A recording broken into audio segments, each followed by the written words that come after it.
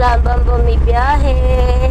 Papalik na ng Cavite. Ayan, nangangain po ako ng guyaba, no, habang ang driver ay busy. At yan naman po ang aming baon. Ayan.